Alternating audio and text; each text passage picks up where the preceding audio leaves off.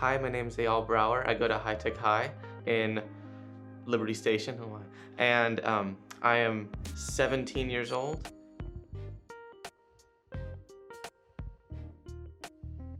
Well, I have to say, like, obviously, my mom and dad really inspire me. Like, my dad works really hard. He's a good sound engineer, funny enough, because of him. Yeah, so he's really awesome and inspired me. Honestly, I look up to a lot of like photographers and different people that do things, but I like to experience a lot of different things. So anyone who's like world travelers and like successful people, I always look up to. It's just I don't really have a specific person, but like this is the genre of like being able to make it and like travel the world is what I like to do. So yeah. A long-term goal would be to just continue to travel the world and continue to explore new places and meet new people. That would be a long-term goal. Yeah. I would say what brings me joy, again, it was really traveling the world and like just being with my family and being with my friends, but also experiencing new things. Like even if it's like not something necessarily like lavishing or like very fancy, just experiencing new experiences like in different places. So I just like, think that's really fun and interesting. Like I belong to like this, I guess we can call it a club called Outside the Lens. And basically it's just these photographers around like anywhere from like middle school to high school about just photography, and they do things every once in a while, maybe once or twice a month.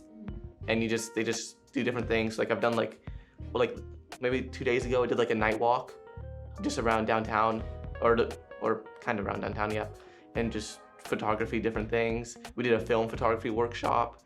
That was last night. And then we've done like walked around Balboa Park and different things, just taking photos, and they're teaching us a bit about cameras, and we photographed dancers, and then we learned how to like put a subject in view, like how to make subject and like they're moving and they're dancing, and it's really cool though how you get to see like these are professional dancers and we got to photography them,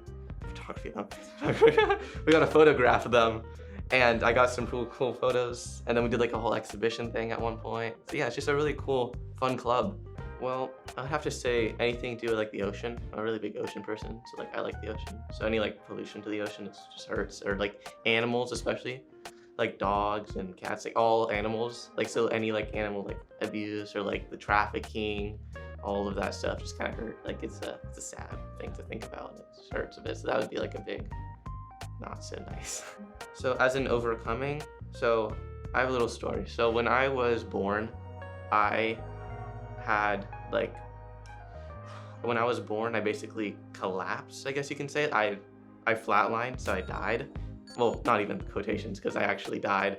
And then, and then I got put into an MRI, I'm pretty sure, or a life support system. And they brought me back to life through some machine.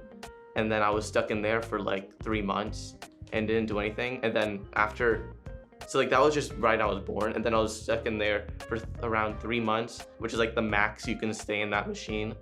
And then after 3 months, they cut you off, because it's just expensive and it's like and it's just like a very lot of time consuming and whatnot. And it's a very like harsh machine. And it does a lot. Basically, it just breathes for you. So like it like goes into your lungs and it just breathes for you. It puts oxygen, because I'm not capable of doing it myself when I was born. So basically, it breathes for you, and at the very end, it was near the cutoff date for me. So if I didn't like show signs of getting better, then they were just gonna cut me off and die. So obviously didn't die.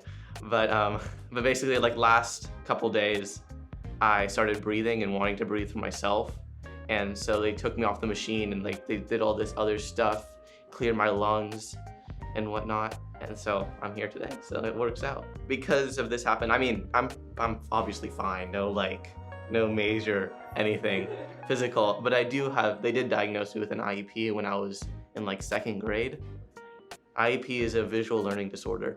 So basically, it's not very minor. I've had trouble reading ever since I was like in 1st, 2nd grade. Like reading was really hard to overcome. Obviously I can read, but it was really hard to overcome. And like also spelling is really hard for someone, because it's also kind of like dyslexia, but similar. And then, so yeah, that's something really hard that I've had to overcome for years now. But, it is what it is. I'm just trying my best to live with it. help me with my goals. Um, I feel like it would help lighten the load, especially that's one thing. But also, I feel like it wouldn't, I'm already motivated, but like, it'd give me like an extra push, you know? Like, it's just one of those things that it's just exciting and like to do. And then it's like, makes school more enticing, because obviously that big price tag sucks. But still, obviously, I'm not gonna back out of going to college. And I still really want to go to college, and I still, to this point right now, I'm still invested in photography, and I think that's what I'll stick with, some sort of liberal art. And I just think that scholarship will help, and it'll just be something like encouraging in the back of my mind. So as someone who's into photography, I've been very like fortunate and like blessed to travel the world, and I've been taking my camera with me everywhere I've gone. Like my grandma's even gave me a little camera since I was little. I've always been into it. So I'm just very happy, like having to build up my own like photography. It's just really fun and like inspiring way to do it. And there's traveling to all these different places, just broadening my horizons. Like I want to see the world and try to experience new things and just meet new people.